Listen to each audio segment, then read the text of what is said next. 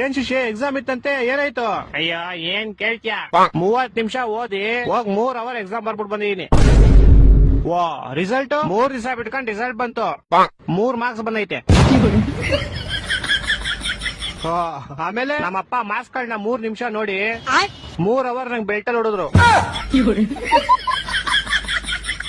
ನಿಂಗ್ ಲೈಫ್ ಅಲ್ಲಿ 3 ಅನ್ನೋದು ತುಂಬಾ ಆಗ್ಬರುತ್ತೆ ಅನ್ಸುತ್ತೆ. ಸಾಮಾನು ನಂಗ್ ಲೈಫ್ ಅಲ್ಲಿ ಏನೇನ್ ಕೆಟ್ಟದೈತೋ ಎಲ್ಲ ಹೋಗ್ಲಿ ಅಂತ 3 ನಿಂಬೆಹಣ್ಣು ತಗೊಂಡು ನಂಗ್ 3 ಸಲ ದೃಷ್ಟಿ ತಕೊಂಡು ರೋಡ್ಗೆ ಎಷ್ಟೇ ಅಪ್ಪ. ಯಾರೋ ಒಬ್ಬ ಬೈವರ್ಸಿ ಅವ್ನ ಬೈಕ್ ನ ನಿಂಬೆಹಣ್ಣು ಮೇಲೆ ಹತ್ತಿಸ್ಬಿಟ್ಟು ಸ್ಕಿಡ್ ಆಗಿ ಅವ್ನ ಬೈಕ್ ನ ತಗೊಂಡೋಗಿ ಸೀದಾ ಕಂಬಕ್ಕಿಟ್ಟ. ಬಿಡು ಹೋಗಿ ನಿನ್ ಕೆಟ್ಟದೆಲ್ಲ ಆಕ್ಸಿಡೆಂಟ್ ಅಲ್ಲಿ ಹೋಯ್ತು ಅನ್ಕೋ. ನಾನು ಹಂಗೆ ಅನ್ಕೊಂಡ್ ಆರಾಮಾಗಿದ್ದೆ ಅಪ್ಪ. ಆದ್ರೆ ಆ ಗೋಳಿ ಮಗ ಮೂಲಲಿರೋ ಅಂಗಡಿಗೆ ಹೋಗ್ಬಿಟ್ಟು ಯಾರ್ ನಿಂಬೆಹಣ್ಣು ಇಸಿದ್ರು ಅಂತ ಕ್ಯಾಮ್ರಾ ಚೆಕ್ ಮಾಡ್ಕೊಂಡು ನಮ್ ಮನೆಗ್ ಬಂದ್ 3,000 ರೂಪಾಯಿ ಇಸ್ಕೊಂಡೋದ. ನಮ್ಮಪ್ಪ ಅದೇ ಬೆಳ್ತ ಇನ್ನೂ 3 ಅವರ್ ಹೊಡೆದ್ರು.